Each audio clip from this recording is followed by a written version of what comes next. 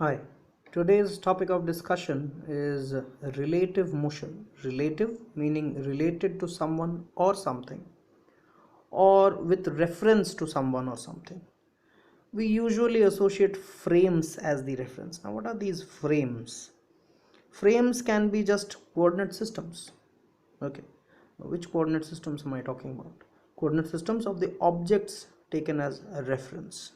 When you draw a reference, you obviously consider with respect to something. So take this example where we have considered a three-dimensional coordinate system, x, y and z axis. We are more concerned about the motion along the x direction.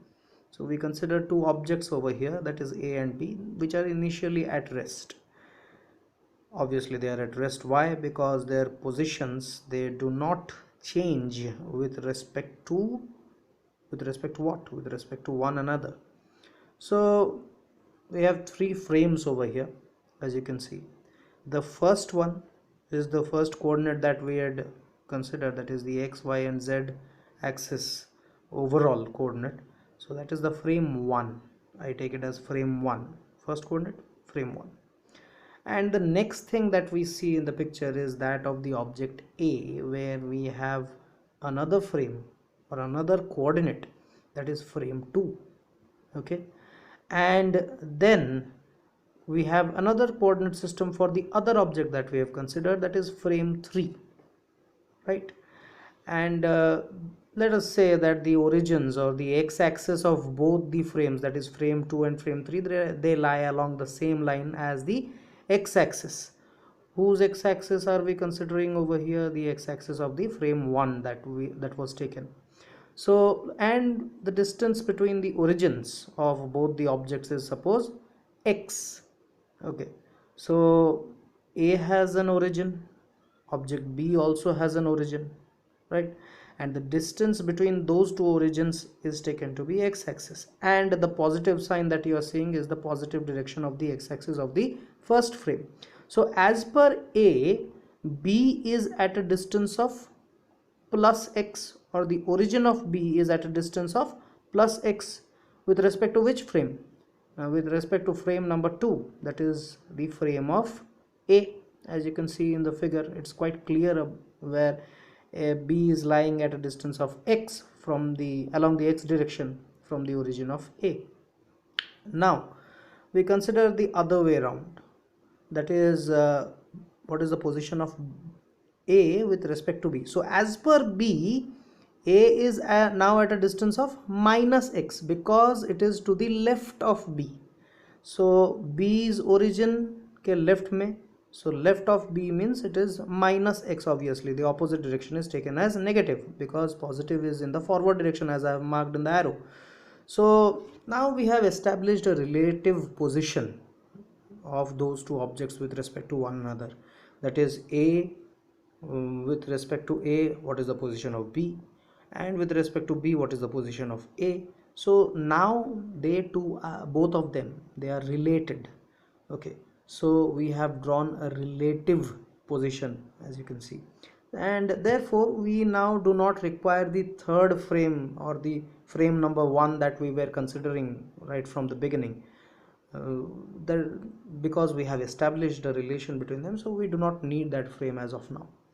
Now suppose the object B starts to move, and as per the direction, as you can see, it is the forward direction, that is along the positive x-axis, and we consider a stationary particle within B. Okay, so this stationary particle, that circle that you are observing over there, let it be a stationary particle that is placed within B.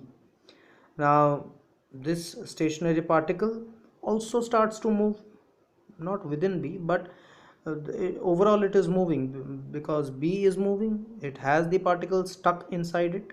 Okay, so as B is moving, so also the particle is moving.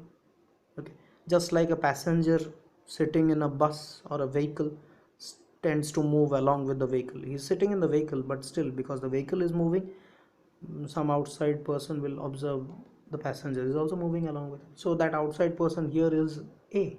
So as per A's observation, both the positions of B as well as the particle, they change. So because their positions are changing, so A observes them to be in motion right now.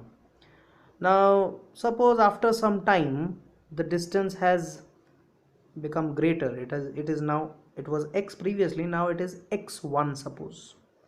Okay, now as we go to this distance, if the stationary particle that is within B, okay, it considers, suppose it considers its own frame, that is the frame number 3 that we had taken, to be at rest. Suppose it feels that my frame, the frame that I am in, is at rest throughout the time that has elapsed while the motion is continuing.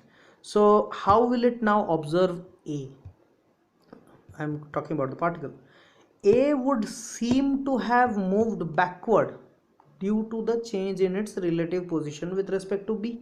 Obviously, now initially A was at a distance of minus x, now it will be at a distance of minus x1 with respect to B. So its position has changed with respect to B, and this is what would seems. The word seem is very important because it is, because we know that A is not actually moving. So it seems to the particle, it thinks, it can think that A has moved backward because of its change in relative position with respect to B.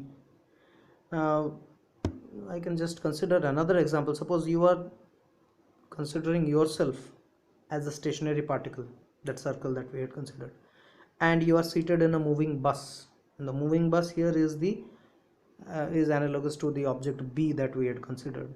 Okay, so moving bus is B and you are the stationary particle who is seated in the bus. You are sitting in the bus, okay, and the bus starts to move, and okay, it has not moved as of now.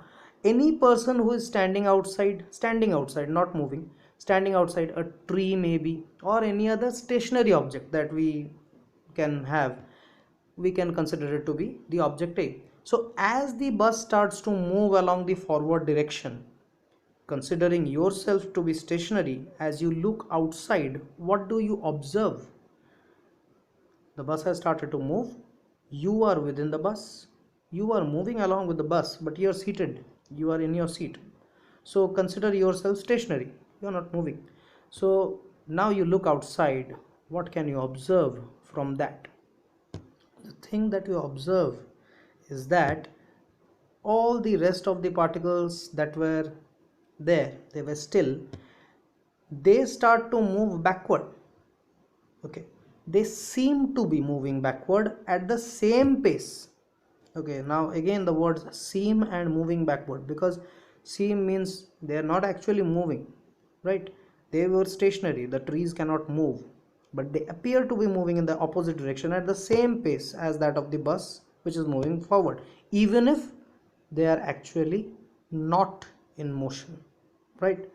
So this is the end of part 1 for relative motion. We will be discussing more things with respect to relative motion. So a brief idea about what we got in this part is that relative motion is based on the relation between the frames of the individual objects that are considered frames. You have a brief idea now about frames.